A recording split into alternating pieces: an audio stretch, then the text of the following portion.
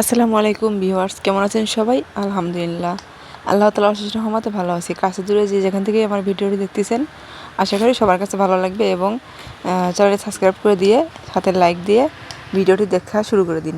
তো আমরা দেখতে পাচ্ছেন এখানে গত পর্বে দেখেছিলাম এই ভিডিওটা, আজকে আবার চলে আসছে এই যে এই দোকান থেকে আমরা হচ্ছে অনেকগুলো বীজ কিনে দেখতে পাচ্ছেন ভিউয়ার্স।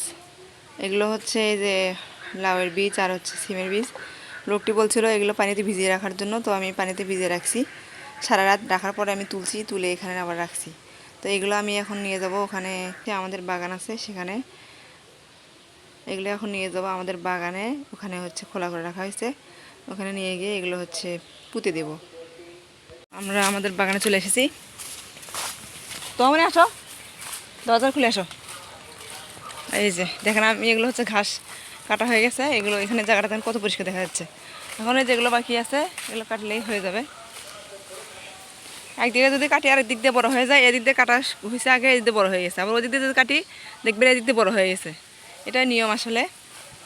এখানে জায়গা আছে হচ্ছে 24.5%। তো এখানে হচ্ছে লাগানো হয়েছিল। আর এই যে দেখেন এখানে হচ্ছে বীজগুলো লাগাবো। ওই পাশে দেখে আসি। আমরা হচ্ছে লাউয়ের গাছ ওখানেও দিয়েছিলাম কিছু। তো দেখি হয়েছে কি না দেখে আসি, চলেন। অনেক রোদ, এখন বাজে দুপুর 2টা। তো এই পাশ দিয়ে দেখা যাচ্ছে গাছের মধ্যে একটা ঝুলে আছে, থাক এটা পরে নিতে হবে, এত ছোটো এটা। এই যে এখানেও দেখানো হয়েছে, এখানে লাউ তো হয়, মানে বীজ দিছিলাম, লাউ তো এখানে হয় নাই। গাছে আর কি আছে দেখি। অনেকদিন হলো বাগানের মধ্যে আসা হয় না, আজকে আসলাম আবার। তো দিনে তা চলেন ওখানেই আগে লাগাই, তারপরে এখানে লাগাতে আসবো। দেখছেন রোদ কি অবস্থা, মাথার উপর অনেক রোদ, দাঁড়ান যাচ্ছে না। এটা কিন্তু এটা হচ্ছে বাংলা মাসের হচ্ছে আপনার ভাদ্র মাস পড়ে গেছে। এই যে দেখেন বিচি, এই যে লাগাই দেব। বিসমিল্লাহ।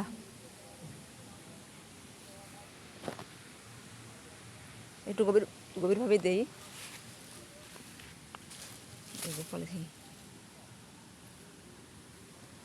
পানি দিতে হবে, মাঝে মাঝে এসে পানি দিতে হবে, তাহলে হয়তো বা হতে পারে। দেখে কি অবস্থা। আম্মু সরো, পাশরো। লাউ বীজ আবার দিলাম এখানে, বীজ ছিল। তো দেখি সিমের বীজগুলো লাগানো যাক। এই যে দেখেন এইভাবে লাগাতে হবে, এই যে এইভাবে।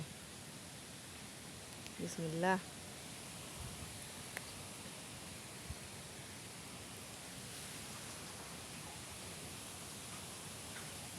দেখি আল্লাহ তাআলা কি করে, গাছগুলো হয় কি না দেখা যাক। সব কিছু রিজেক্ট আল্লাহর হাতে। আল্লাহ যেটা করবেন সেটাই হবে।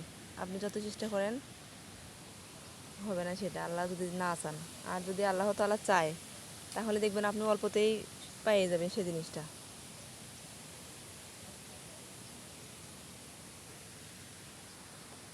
এখানে শুধু আমি পাউচগুলো দিয়ে রাখছি আর এই যে লাগালাম ইচ্ছা মতো। দেখি আল্লাহ তাআলা কি করে। আল্লাহ তাআলা যদি রিজিক দিয়ে থাকে তাহলে আমাদের এইগুলো গাছগুলো বড় হবে, তারপর আমরা হচ্ছে ফল খেতে পারবো। এটাই তো, তাই না?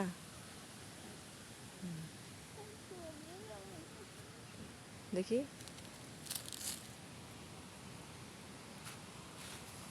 এখানে তো আরো অনেকগুলো আছে।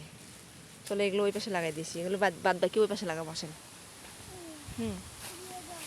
দাঁড়াও দাঁড়াও, ওখানে পেয়ারা নাই তো গাছের মধ্যে, আর সব পোকা খাই শেষ করছে। আমার মেয়ে বলতেছে যে পেয়ারা পেটাতে গাছ থেকে, তো পেয়ারাতে পারবো, সে গাছের মধ্যে পেয়ারাই নেই। এই যে দেখেন এই বীজটা উপরে উঠে আছে, এখানে সবগুলো ঢেলে নেই। এই এত রোদ্রের মধ্যে দাঁড়িয়ে থাকা যাচ্ছে না, এখানে বসে থাকা যাচ্ছে না, এত রোদ। আর আমাদের এখানে একদম মানে বাতাস আসে না। এই বিশেষ করে ঘাসগুলো লাগানোর পর থেকে আমাদের এখানে বাতাস আসে না। 2 মিনিট দাঁড়িয়ে থাকবেন রোদ দিয়ে, সেটা পাবেন না। মাথার চান দিয়ে একদম মনে হয় রোদ্রে গলে যাবে, এরকম ভাব। এখানে আটটা আছে না,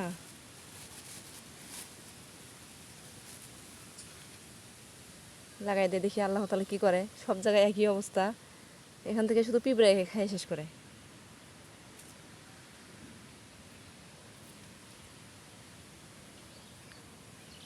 আল্লাহ ভরসা করে লাগাই দিলাম।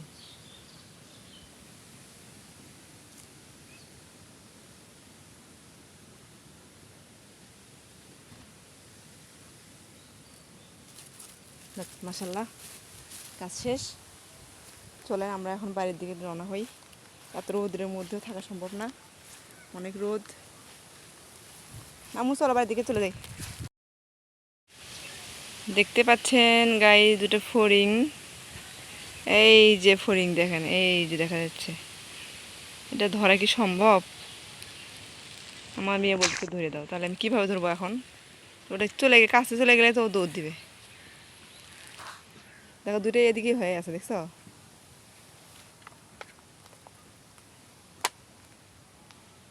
মামা দৌড় দে।